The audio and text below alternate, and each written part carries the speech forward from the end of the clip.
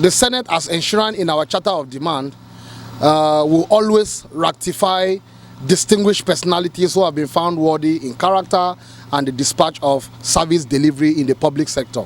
This is done as a result of the convergence of Student Union President ratifying these personalities and making sure that they are inducted into Nans Hall of Fame. There is one advantage about this. When an individual is inducted into Nans Hall of Fame, it makes that person a life member of Nans. It makes that person a sole benefactor of Nans as an organization, which is the largest student union body in the Sub-Saharan Africa. On the plenary, so many issues were discussed as in regards to the dilapidated situation of our hostels and learning facilities, the recent nonchalant attitude by various chief executive officers of universities, polytechnics and monotechnics, the rapid increase in the increment of tuition fee in our various tertiary institutions with no memo from the Ministry of Education.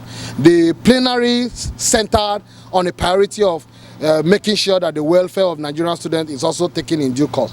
We hope to make policies and bring it out in our communique that will now go around to various agencies and the incoming government to understand that Nans as a body have taken a stand of prioritizing the welfare of Nigerian students, making sure that the masses are not being looted for no just reason. And of course, lastly, Nans spoke in regards to the removal of fuel subsidy, where palliatives are not made available, other social intervention schemes are not made available for people to benefit. Nigerian students will resist whatsoever policy of removing fuel subsidy to inflict pains on Nigerians and the masses. But of course, we are aware that there are also so many business moguls who in one way or the other have deviated in the normal way of making sure things are right and have chosen the path of looting this economy for just their personal gains and all of that. That is the reason why today we choose to celebrate a distinguished quality like this. We have chosen to celebrate Professor Danbatta in service delivery in NCC.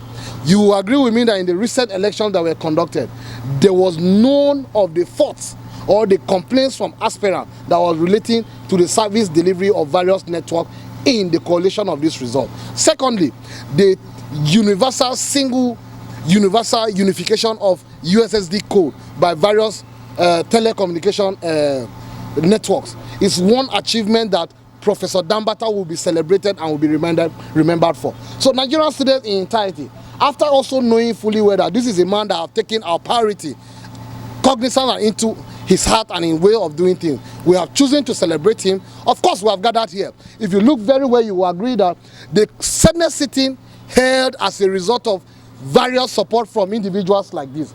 Professor Danbatta is there, Ted Fund is there, and various other distinguished individuals. But I want to tell you, his case is a very peculiar one because him, the executive governor of Nasarawa State, and Chief James Umar is one man that I say we choose to celebrate as a philanthropist numerum uno.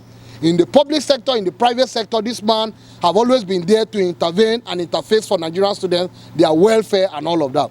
I tell you that Chief James Umar is one man that we will always celebrate and celebrate to entirety. That is why today he has been inducted and it will be seen, cut across all the media houses, that Nans Senate, which is the apex lawmaking body that stands to defend the Charter of Demand, is rectifying them and distinguishing them because they have made things very, very perfect in service delivery. So these people are people that are worthy to be called Nans life member.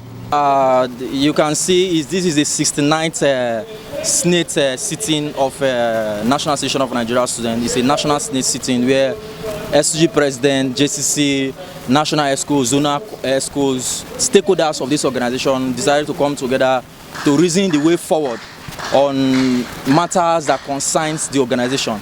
And so far, most of the issues have been treated, issues have been resolved. The Senate President, Senator Felix, has presided over the Senate meeting, and conclusively we are about to conclude the Senate meeting right now.